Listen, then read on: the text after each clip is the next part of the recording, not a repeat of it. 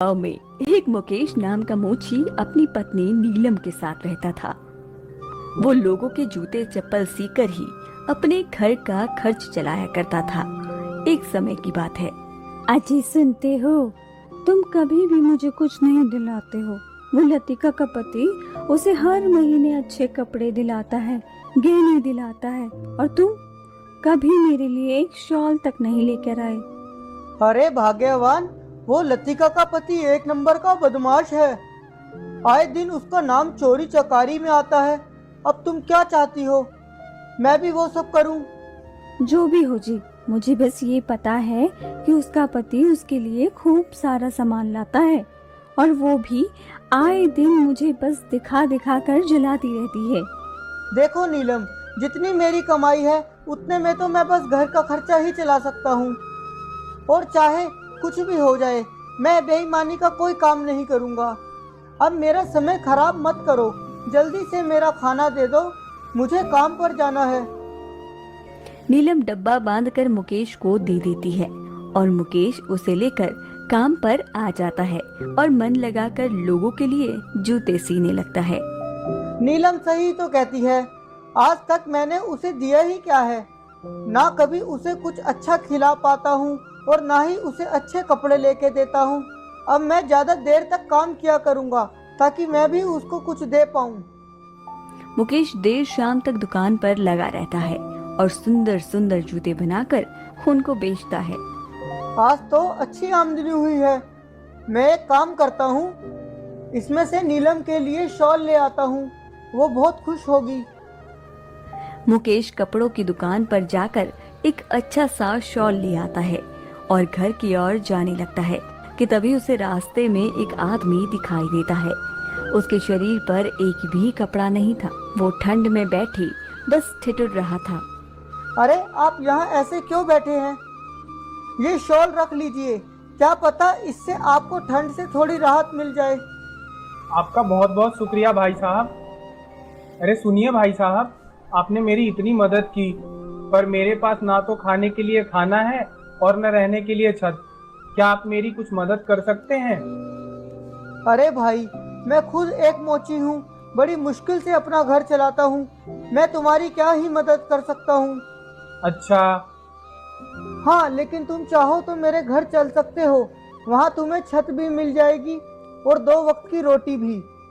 अच्छा, आप मेरी मदद करेंगे? हाँ, लेकिन तुम्हें मेरे साथ मेरे काम में मेरी मदद करनी पड़ेगी। दोनों साथ में काम करेंगे तो क्या पता अच्छी कमाई हो। क्यों नहीं, मैं हर काम करने को तैयार हूँ। चलो फिर घर चलो। तुमने अपना नाम नहीं बताया। दूत दूत नाम है मेरा। और मेरा मुकेश। अरे ये किसे ले आया? ये दूत है। किसका दूत है, भगवान का या यमराज का? अरे मेरा नाम दूत है। हाँ, इसका नाम दूत है। ये मुझे रास्ते में बहुत ही बुरी हालत में मिला था। बेचारे के पास ना खाने को कुछ है और ना रहने को छत।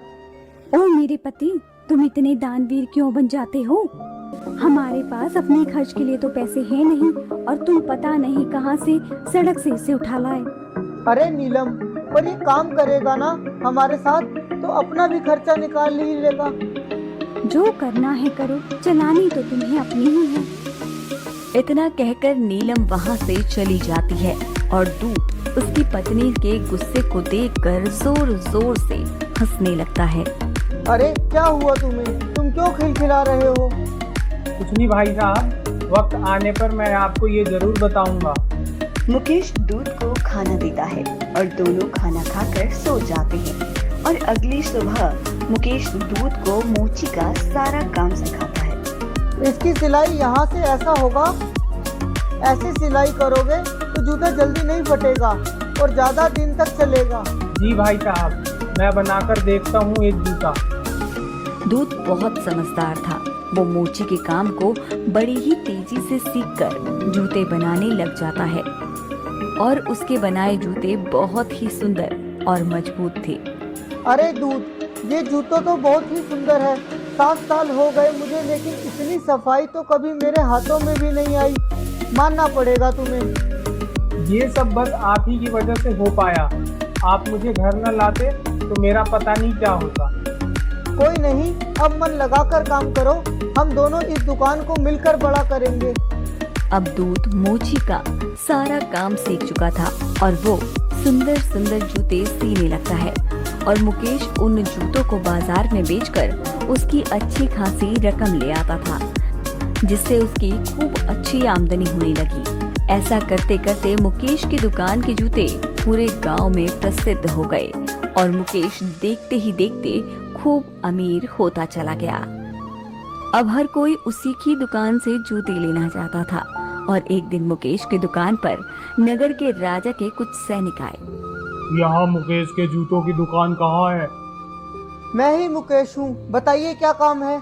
राजा साहब ने तुम्हारे दुकान के बने जूतों की खूब तारीफ सुनी है और वो चाहते हैं कि उनके लिए यहीं से चाम के जूते सिए जाएं। अरे क्यों नहीं। ये लो चाम, ये बहुत ही कीमती चाम है जिसे हमारे राजा ने शहर से मंगवाया है, इसलिए इस चाम के जूते ही बनाना, चप्पल नहीं। जी बिल्कुल हजूर, इस चाम के मैं जूते ही बनवा दूंगा। और हाँ, हमें ये जूते कल दिन तक ही चाहिए। राजा साहब को कल शाम को शहर घूमने जाना है, तो वो इस चाम के बने जूते पहनकर ही शहर जाना चाहते हैं। ठीक है मालिक, कल शाम तक आपको इस चाम के जूते मिल जाएंगे। इतना कहकर सैनिक वहां से चले जाते हैं और मुकेश दूत से, दूत ये लो चाम, ये चाम नगर के राजा साहब ने भिजवाया है। वो कल शहर घूमने जा रहे हैं और वो चाहते हैं कि वो इसी चाम के जूते पहनकर शहर घूमने जाएं। तो कल दिन तक तुम इस चाम के जूते बना दो, और हाँ, जूता ही बनाना, चप्पल मत बना देना। ठीक है, जूता नहीं बनेगा, चप्पल बनानी है। अरे नहीं नहीं, इसका जूता बनाना है, चप्पल नहीं बनानी।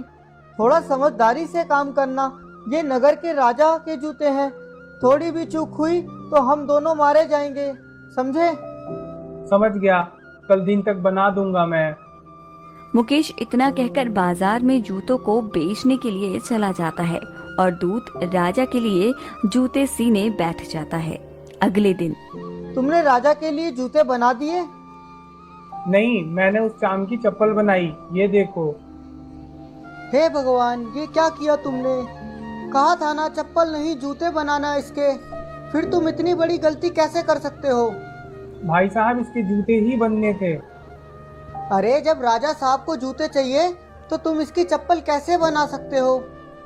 इतना कहकर मुकेश गुस्से में डंडा लेकर दूत को मारने लगता है और दूत जोर जोर से हंसने लगता है। मैं तुम्हें मार रहा हूँ और तुम हंस रहे हो? तुम्हारी इस गलती के लिए हमारी जान तक जा सकती है। मुकेश दूत से बात कर ही रहा था कि तभी राजा के सैनिक मुकेश की दुकान के बाहर आ जाते हैं। अरे वो जूते तैयार हो गए? अरे आप तो दिन में आने वाले थे, इतनी जल्दी आ गए?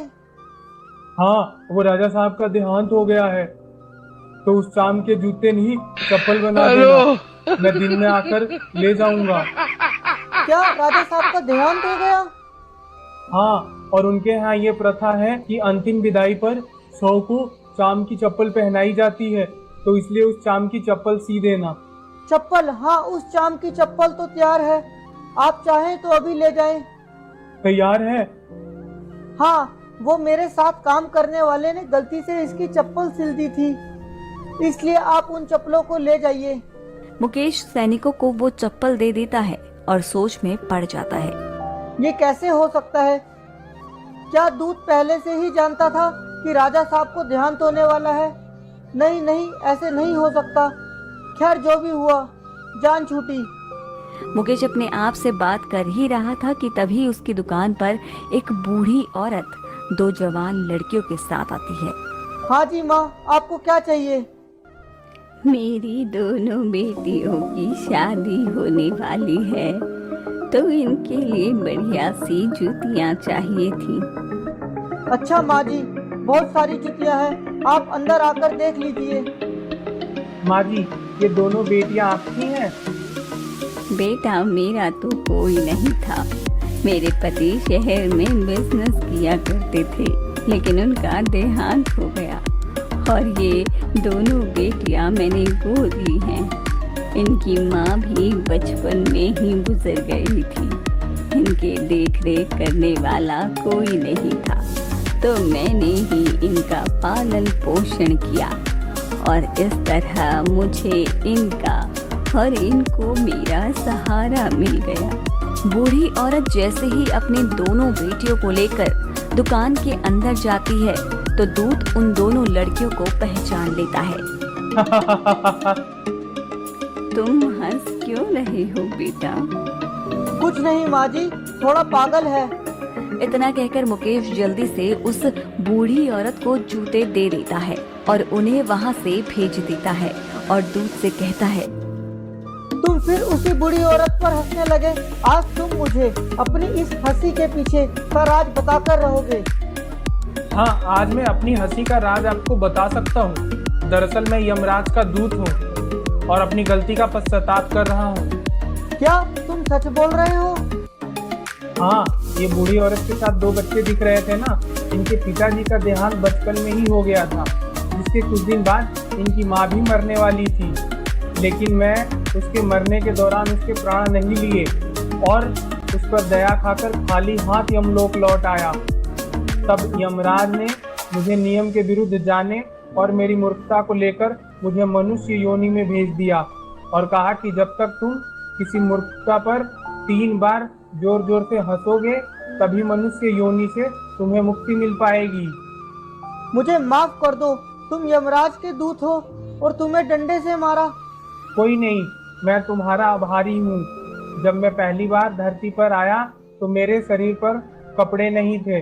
तुमने मेरी मदद की, मुझे कपड़े दिए। लेकिन जब मुझे घर ले गए तब तुम्हारी पत्नी के व्यवहार को देख मुझे उसकी मूर्खता पर हंसी आई, क्योंकि वो मेरे आने से होने वाले लाभ को नहीं देख पाई। और दूसरी बार जब मैंने राजा के भिजवाए उस चांद के जूते न बनाकर चप्पल बनाई और तुम मुझे मारने दौड़े तो मुझे तुम्हारी मूर्खता पर हंसी आई, क्योंकि जो भविष्य में देख पा रहा था वो तुम नहीं देख सकते थे। और तीसरी बार मुझे खुद की मूर्खता पर हंसी आई जब मैंने उन दोनों बच्चियों को एक अच्छी स्थिति में देखा, क्योंकि आज अगर उसकी माँ जिंदा होती तो शायद इन बच्चियों की हालत बेहद खराब होती। बस यही था मेरी हंसी का राज। जाने अनजाने में मुझसे बहुत बड़ी भूल हो गई। मैं कैसे अपनी गलतियों की भरपाई करूं? आपने जो किया वो सही था, बस ये याद रख